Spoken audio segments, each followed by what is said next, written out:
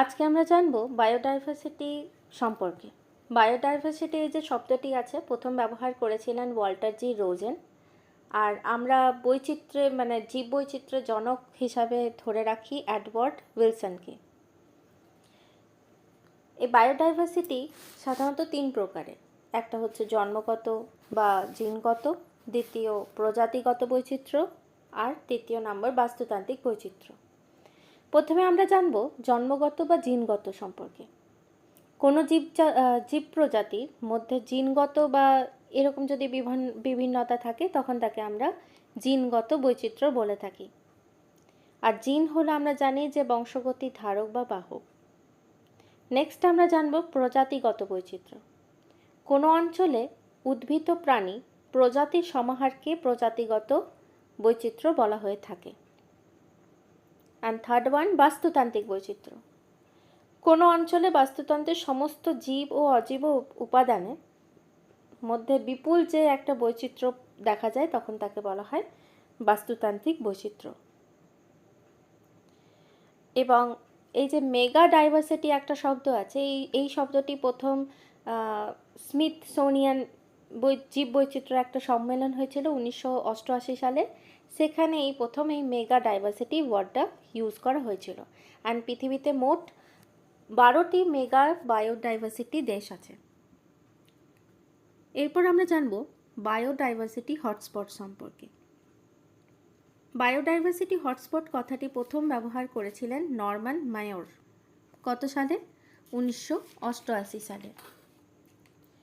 পৃথিবীতে টোটাল 35টি জীববৈচিত্র্য উষ্ণ কেন্দ্র আছে, যেমন হচ্ছে নিউজিল্যান্ড, অস্ট্রেলিয়া, ব্রাজিল, ক্যালিফোর্নিয়া, ভূমধ্যসাগরীয় অঞ্চল বা Mediterranean sea, Madagascar, Philippines, western Ghat প্রভৃতি। আমাদের প্রশ্ন, ভারতে কতগুলি আছে বায়োডাইভার্সিটি হটস্পট?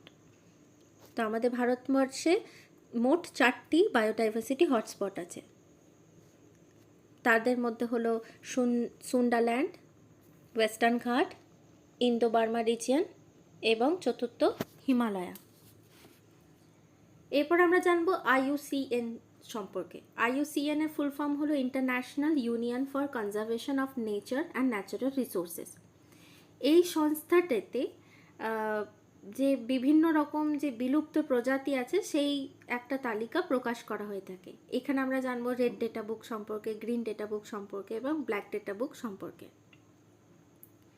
তো রেড ডেটা বুক বলতে বোঝানো হয় IUCN যেখানে লিখিত দলিলে বলা হয়ে থাকে যে বিলুপ্ত বা বিপন্ন প্রজাতি নাম যেখানে প্রকাশ করা হয় তখন তাকে বলা হয় রেড ডেটা বুক, যেমন গোলাপি মাথাযুক্ত হাঁস, ডোডো পাখি ইত্যাদি।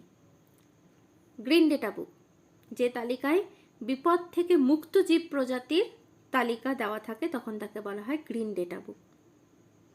নেক্সট ব্ল্যাক ডেটা বুক, এই লিখিত দলিলে ধ্বংসাত্মক উদ্ভিদ বা প্রাণীর নাম প্রকাশ করা হয়ে থাকে তখন তাকে বলা হয় ব্ল্যাক ডেটা বুক, যেমন হচ্ছে পার্থেনিয়াম। এবার আরও কিছু টার্মিনোলজি আছে, যেমন ইনসিচু, এক্সিচু। তো ইনসিচু মানে হচ্ছে অভয়ারণ্য সংরক্ষিত বনভূমি, মানে কোনো বিরল প্রজাতিকে যখন আমরা নিজ বাসভূমিতে সংরক্ষণ করি তখন তাকে ইনসিচু বলা হয়। এবং এক্সিচু বলতে বোঝানো হয় যখন আমরা বোটানিক্যাল গার্ডেন বা জিন ব্যাংকে বা চিড়িয়াখানাতে কোনো বিরল প্রজাতিকে আমরা অন্য স্থানে সংরক্ষণ করে রাখি।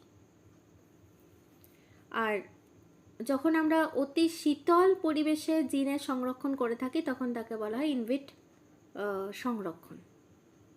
যদি আপনাদের ভিডিওটি ভালো লাগে অবশ্যই শেয়ার করবেন, কমেন্টে জানাবেন এবং লাইক করবেন। Thank you.